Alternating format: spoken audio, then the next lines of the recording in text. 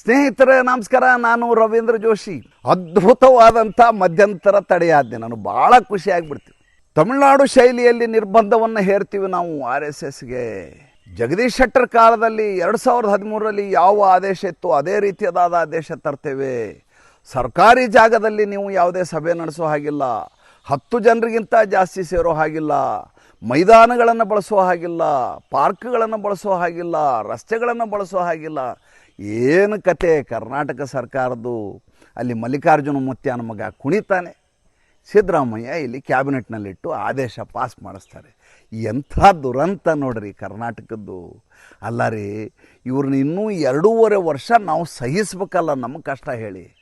ಒಬ್ಬ ಲಾಯರು ಅಂತ ಸಿದ್ದರಾಮಯ್ಯ ಹೇಳ್ಕೊತಾರೆ.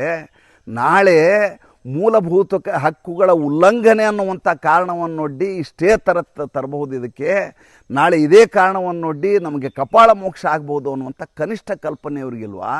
ಇವ್ರ ಜೊತೆ ಕಾನೂನು ತಜ್ಞರಿಲ್ವಾ? ನನಗೊಂದು ಅರ್ಥನೇ ಆಗ್ತಾಯಿಲ್ಲ.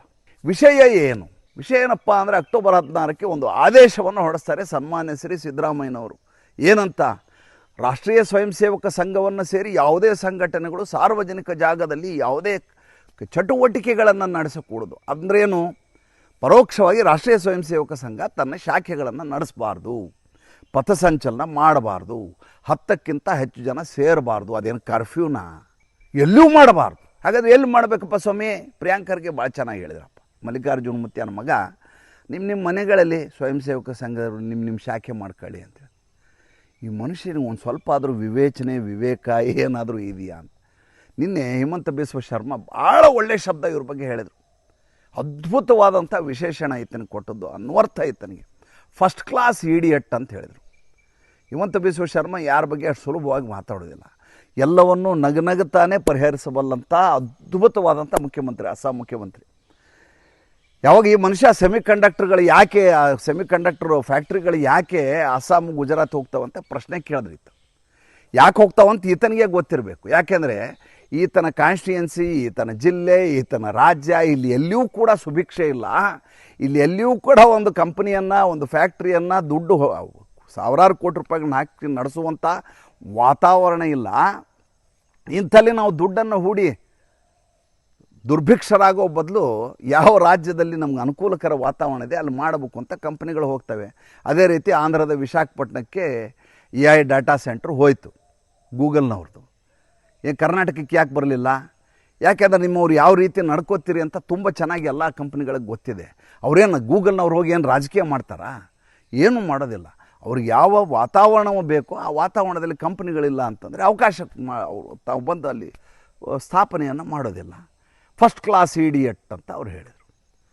ಈ ಫಸ್ಟ್ ಕ್ಲಾಸ್ ಇಡಿಯಟ್ ಅಂತ ಹಿಮಂತ ಬಿಸ್ವ ಶರ್ಮನ ಬಾಯಲ್ಲಿ ಅನಿಸ್ಕೊಂಡಂಥ ವ್ಯಕ್ತಿ ಇದ್ದಕ್ಕಿದ್ದ ಹಾಗೆ ಒಂದು ದಿವಸ ಈತನಿಗೆ ಜ್ಞಾನೋದಯ ಆಗಿ ಸರ್ಕಾರಕ್ಕೆ ಒಂದು ಪತ್ರ ಬರೆದ್ಬಿಡ್ತಾನೆ. ಇಷ್ಟು ದಿವಸ ಬರೀಲಿಲ್ಲ. ಈಗ ಈತ IT ಮಿನಿಸ್ಟ್ರು. ಈತನ ಪತ್ರ ಏನಂತ? ರಾಷ್ಟ್ರೀಯ ಸ್ವಯಂ ಸೇವಕವನ್ನು ಸಂಘದ ಚಟುವಟಿಕೆಯನ್ನು ನಿರ್ಬಂಧಿಸಬೇಕು, ತಮಿಳುನಾಡು ಶೈಲಿ ನಿರ್ಬಂಧಿಸಬೇಕು, ಸಾರ್ವಜನಿಕ ಸ್ಥಳಗಳಲ್ಲಿ ಇವರ ಆ್ಯಕ್ಟಿವಿಟಿ ನಡಿಬಾರ್ದು, ಕವಾಯತು ನಡಿಬಾರ್ದು, ಅದು ನಡಿಬಾರ್ದು, ಇದು ನಡಿಬಾರ್ದು ಅಂತ ವಿನಂತಿ ಮುಖ್ಯಮಂತ್ರಿಯವರಿಗೆ.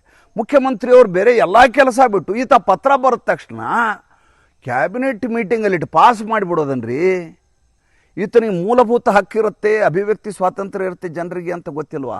ಸಂವಿಧಾನ ಅಂತ ದೇವಸ್ಥಾನದ ಹೊರಗಡೆ ಸಂವಿಧಾನದ ಫಲಕ ನಿಲ್ಲಿಸ್ತಾರೆ, ಅದರ ಪ್ರಿಯಾಂಬಲ್ ಹಾಕಿಸ್ತಾರೆ. ನನಗೆ ಭಾಳ ಆಶ್ಚರ್ಯ ಆಯಿತು.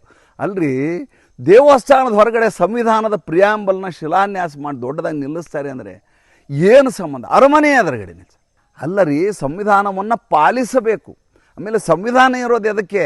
ಸಂವಿಧಾನ ಇರೋದು ನಮ್ಮ ಬದುಕನ್ನು ಸರಳೀಕರಿಸುವಂಥ ಶಿಷ್ಟಾಚಾರಗಳನ್ನು ಒಂದಷ್ಟು ಹೇಳಿಕೊಡುವಂಥ ರೂಪುರೇಷೆಗಳವು. ನಮ್ಮ ತಲೆ ಮೇಲೆ ಬಂದು ಕೂರೋದಕ್ಕಿರೋದಲ್ಲ ಅದು. ಅದೇನೋ ದೊಡ್ಡದಂಥ ನಿರ್ಬಂಧವನ್ನು ಹೇರಲಿಕ್ಕಿರುವಂಥ ಒಂದು ಕೈಪಿಡಿ ಅನ್ನೋ ರೀತಿಯಲ್ಲಿ ಈತ ರಾಹುಲ್ ಗಾಂಧಿ ಅಲ್ಲಿ ಕುಣಿತಾರೆ. ಆತ ಕುಣಿದ ಕೂಡಲೇ ಇಲ್ಲೂ ಇವರೆಲ್ಲ ಕುಣಿಲಿಕ್ಕೆ ಶುರು ಮಾಡ್ತಾರೆ. ಕ್ಯಾಬಿನೆಟ್ಟಲ್ಲಿ ಪಾಸ್ ಮಾಡಿದ್ರು. ಹಂಗಾರೆ ಇನ್ನು ಮುಂದೆ ಯಾವ ಶಾಖೆ ನಡೆಯೋದಿಲ್ಲ, ಅದು ನಡೆಯಲ್ಲ. ಹಂಗೆ ಜಗದೀಶ್ ಶೆಟ್ಟರೇ ಮಾಡಿದರು. ಜಗದೀಶ್ ಶೆಟ್ಟರ್ ಬೇರೆ ಏನೋ ಒಂಚೂರು ತಿಂತಾರೆ, ನೀವು ತಿಂತೀರನ್ರಿ? ಅವ್ರು ಯಾವ ಕಾಲಘಟ್ಟದಲ್ಲಿ ಮಾಡಿದರು, ಯಾಕೆ ಮಾಡಿದರು ಏನಾದ್ರು ಗೊತ್ತಿದೆಯಾ ನಿಮಗೆ?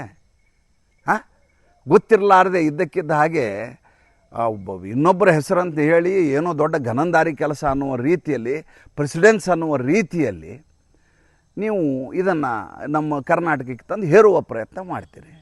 ಹಾಗಾದರೆ ಈ ದೇಶದಲ್ಲಿ ನೀವು ಸಂವಿಧಾನ ಅಂತಿರಲ್ಲ, ಸಂವಿಧಾನದ ನ್ಯಾಯಾಲಯಗಳೇನಿಲ್ವ? ಹಂಗಾರೆ ಆ ನ್ಯಾಯಾಲಯ ಕೇವಲ ಈ ಎಡಚರರಿಗೆ, ಹಿಂದೂ ವಿರೋಧಿಗಳಿಗೆ ಮಾತ್ರ ಸೀಮಿತ ಆಗಿರುವಂಥ ವ್ಯವಸ್ಥೆ ಅಂತ ನೀವೇನಾದರೂ ಅಂದ್ಕೊಂಡಿದ್ದೀರಾ? ಭ್ರಮೆಯಲ್ಲಿದ್ದೀರಾ?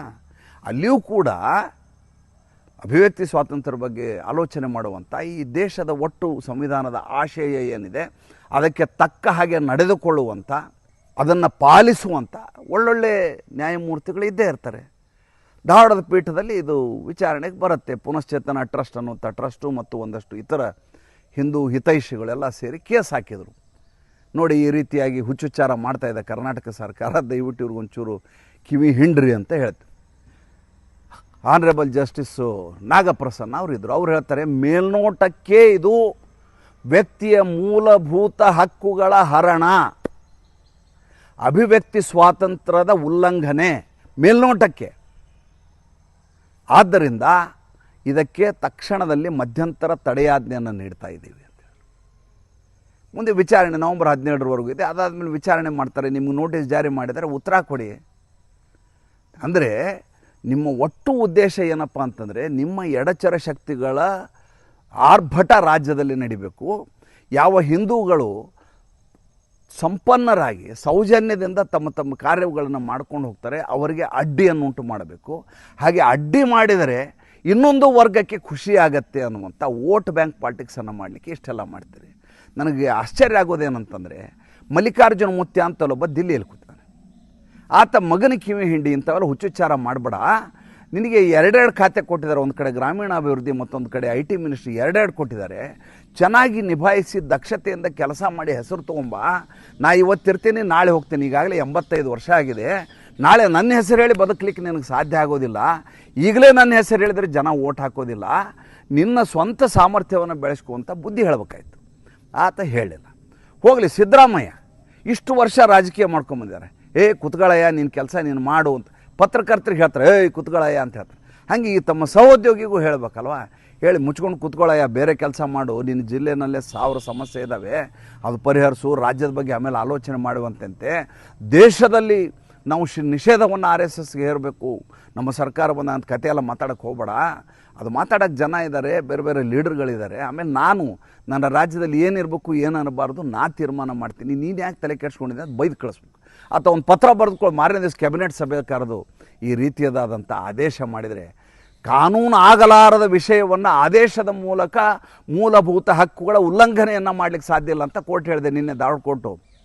ಯಾವುದೋ ಒಂದು ಸರ್ಕಾರದ ಆದೇಶದ ಮೂಲಕ ಒಬ್ಬ ವ್ಯಕ್ತಿಯ ಮೂಲಭೂತ ಹಕ್ಕುಗಳನ್ನು ನೀವು ಕಿತ್ತುಕೊಳ್ಳಿಕ್ಕೆ ಬರೋ ಹಾಗಿಲ್ಲ. ಅದಕ್ಕಾಗಿ ನೀವು ಕಾನೂನನ್ನು ಮಾಡಬೇಕಾಗತ್ತೆ ಅಂತ ಹೇಳಿದ್ದಾರೆ. ನೀವು ಕಾನೂನು ಮಾಡಿದ ಮೇಲೂ ನಾವು ಕೋರ್ಟ್ಗೆ ಹೋಗ್ತೀವಿ ಏನಂತ? ನೀವು ಮಾಡಿರುವ ಕಾನೂನು ಕೂಡ ಸಿಂಧುತ್ವವನ್ನು ಹೊಂದಿಲ್ಲ, ಸಂವಿಧಾನದ ಆಶಯಗಳಿಗೆ ವಿರುದ್ಧವಾಗಿದೆ, ನೀವು ಮೂಲಭೂತ ಹಕ್ಕುಗಳನ್ನ ಕಿತ್ಕೋತಾ ಇದ್ದೀರಿ ಅಂತ ಅವಾಗೂ ಕೋರ್ಟ್ಗೆ ಹೋಗೋವ್ರೆ ನಾವು.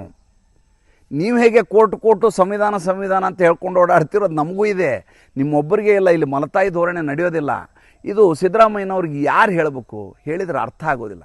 ನಾನು ಯಾವಾಗಲೂ ಒಂದು ಮಾತು ಹೇಳ್ತೀನಿ, ದಡ್ಡರಿಗೆ ಬುದ್ಧಿ ಹೇಳ್ಬೋದಂತೆ, ಮೂರ್ಖರಿಗೆ ಹೇಳಲಿಕ್ಕೆ ಸಾಧ್ಯ ಇಲ್ಲ. ಅದೇ ಆಗ್ತಾ ಇರೋದು ಈಗ. ಮತ್ತು ಮುಂದಿನ ಸಂಚಿಕೆಯಲ್ಲಿ ಹೊಸ ವಿಷಯದೊಂದಿಗೆ ಬರ್ತೀನಿ. ಸಂಚಿಕೆ ಇಷ್ಟ ಆಗಿದರೆ ಲೈಕ್ ಮಾಡಿ, ಫಾಲೋ ಮಾಡಿ, ಶೇರ್ ಮಾಡಿ. ದಯವಿಟ್ಟು ನಮ್ಮ ಮುಕ್ತ ಪತ್ರಿಕೋದ್ಯಮಕ್ಕೆ ಆರ್ಥಿಕವಾಗಿ ಬೆಂಗಾವಲಾಗಿ ನಮಸ್ಕಾರ.